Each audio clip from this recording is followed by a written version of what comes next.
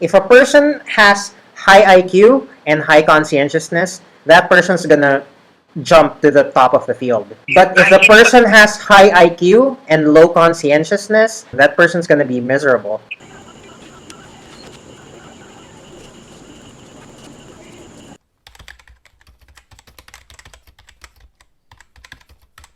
Oh no, I hate writing.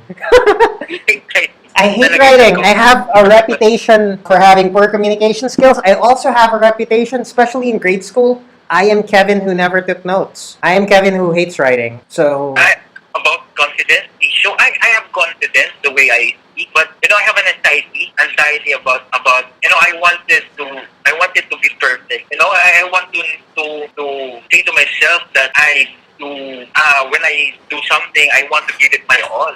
So that's no regret. I imagine that since you work with a family business and you completed college, your conscientiousness score is higher. Yeah. So I suspect, like, even if you deleted your scores, I suspect that your conscientiousness is higher than 50. Yes, yes. I remember my conscientiousness. Mm-hmm. I think it's 76. See? Yours is pretty high. I'm like 51. Yeah, it's pretty high. I'm like 1 point higher. But here's the thing. Here's the thing. A great majority of people have low conscientiousness. Why is that? I don't know. That's how people are built. How God created people, I guess.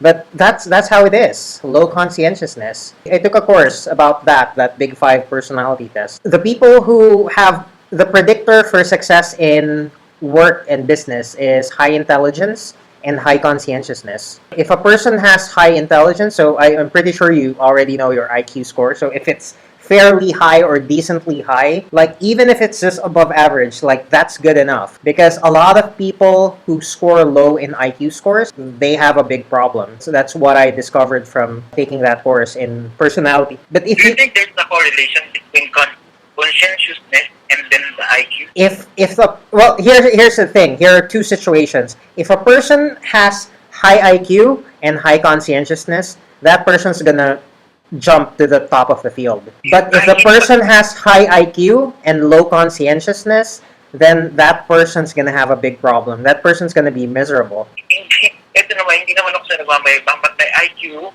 every IQ test na may nung nag-take ako, nag-apply ako for a job sa cruise, Mm-hmm. pinagkita kami ng IQ test, and then mga IQ test din sa mga internet.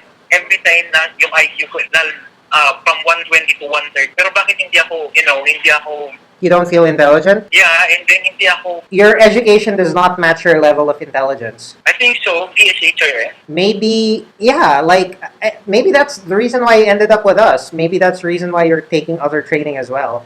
Like, you're trying to get trying to learn something complicated. Actually, I don't want to pursue that industry. Which one? Not the name. Sorry, which industry are you not trying to pursue? I don't want to pursue the hospitality industry like cruise, or even though I took the culinary art, I don't want to pursue it. Yeah, you did that for personal development. You studied that so you have a wider understanding of the world. I think so. You know how to cook, you know how to... Food is interesting, but you don't want to work in food. In my case, I like going to the gym. I like practicing martial arts and stuff like that.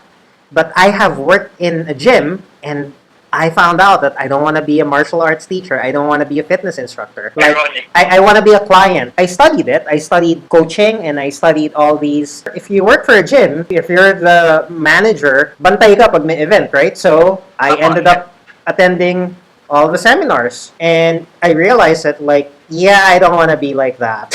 Like, it's fun to know all these things, but I don't want to have that as my primary source of income. Like, I'd like to do something else. So Maybe because that's not your passion. I think it's very important to know first your passion before. well, I have a passion for fitness and martial arts. It's just that I don't have a passion for teaching fitness and martial arts. Okay. But like I can do like side coaching, and like if we were both in a class, I can teach you. I'm the guy that you can copy from, Yeah. but I don't want to teach you every day, right? Yeah. Like I can teach you like once a week. Like, okay, like, yeah, here, let's fix this, and once that's done, like, okay, we're good.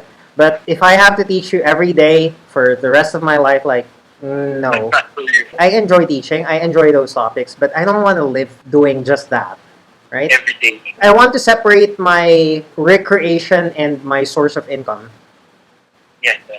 Maybe you want to try learning something more complicated.